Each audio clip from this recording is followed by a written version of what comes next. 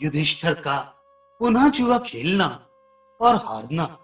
वैशंपायन जी कहते, राजे धर्मराज युधिष्ठिर इंद्रप्रस्थ के मार्ग में बहुत दूर तक चले गए थे। उस समय बुद्धिमान राजा धृतराष्ट्र की आज्ञा से प्रातःकामी उनके पास गया और इस प्रकार बोला, भरत कुलभूषण पांडुनंदन युधिष्ठिर, आपके पिता राजा धृतराष्ट्र ने यह आदेश दिया है कि तुम लौट आओ।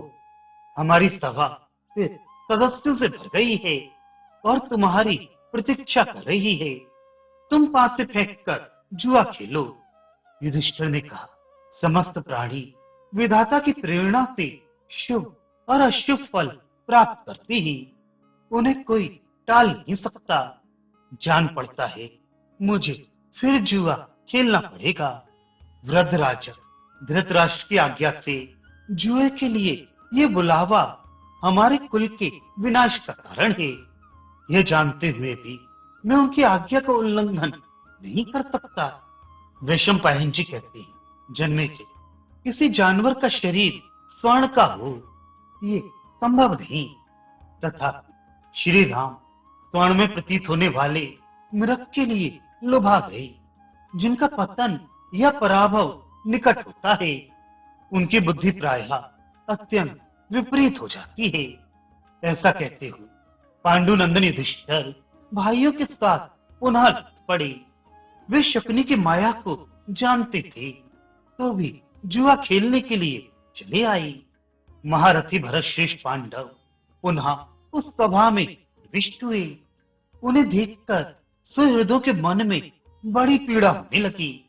प्रारब्ध के वशीभूत हुए कुंती कुमार संपूर्ण लोकों के विनाश के लिए पुनः द्यूत क्रीड़ा आरंभ करने के उद्देश्य से चुपचाप वहां जाकर बैठ गए। शकुनी ने कहा, राजन भरत श्रेष्ठ, हमारे बूढ़े महाराज ने आपको जो सारा धन लौटा दिया है वह बहुत अच्छा किया है। अब जुए के लिए एक ही दांव रखा जाएगा, उसे सुनिए।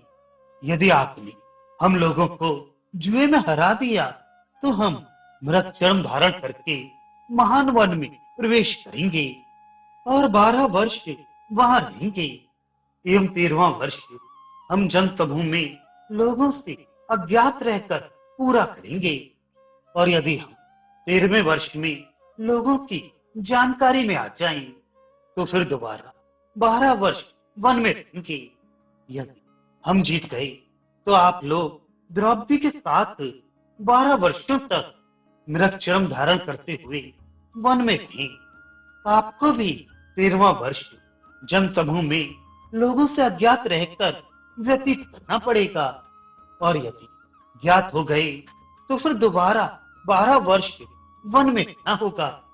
13वां वर्ष पूर्ण होने पर हम या आप फिर वन से आकर यथोचित रीत से अपना अपना राज्य प्राप्त कर सकते हैं।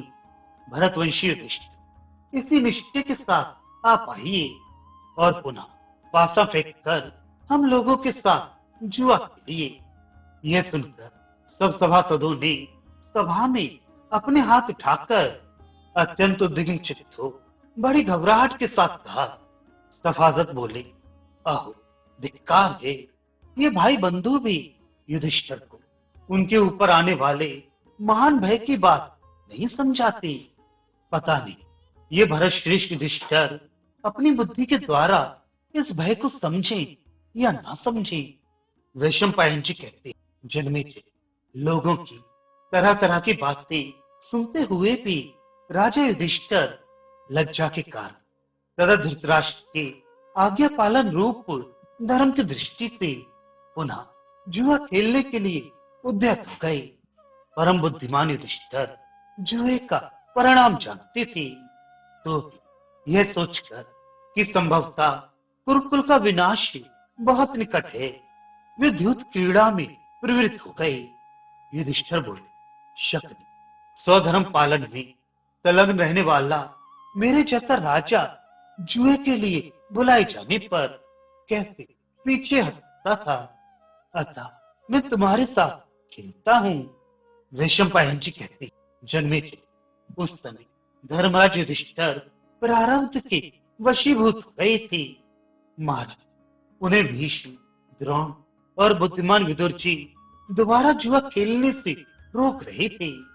युसु, कृपाचार्य तथा संजय भी मना कर रहे थे। गांधारी, कुंती, भीम, अर्जुन, नकुल, सहदेव, वीर विकर्ण, द्रौपदी, अश्वत्थामा, सोमदत्त तथा बुद्धिमान वाहिक भी बारंबार रोक रहे थे। तो भी राजा युधिष्ठिर भाभी के वश के होने के कारण जुए से नहीं हटे। शकुनी ने कहा, राजन, हम लोगों के पास बैल, घोड़े और बहुत सी दुधारू गौएं हैं। भेड़ और बकरियों की तो गिनती ही नहीं है। हाथी, खजाना, दास दासी तथा स्वर्ण सब कुछ है। फिर भी इन्हें छोड़कर एकमात्र वनवास का निश्चय ही हमारा दांव है। पांडवों, आप लोग या हम जो भी हारेंगे उन्हें वन में जाकर रहना होगा। केवल 13वें वर्ष हमें किसी जन समूह में अज्ञात भाव से रहना होगा। नरश्रेष्ठ, हम इसी निश्चय के साथ जुआ खेलें। भारत वनवास की शर्त रखकर केवल एक ही बार पासा फेंकने से जुए का खेल पूरा हो जाएगा। युधिष्ठिर ने उसकी बात स्वीकार कर ली। तत्पश्चात सुवल पुत्र शकुनी ने पासा हाथ में उठाया और उसे फेंककर युधिष्ठिर से कहा, मेरी जीत हो गई।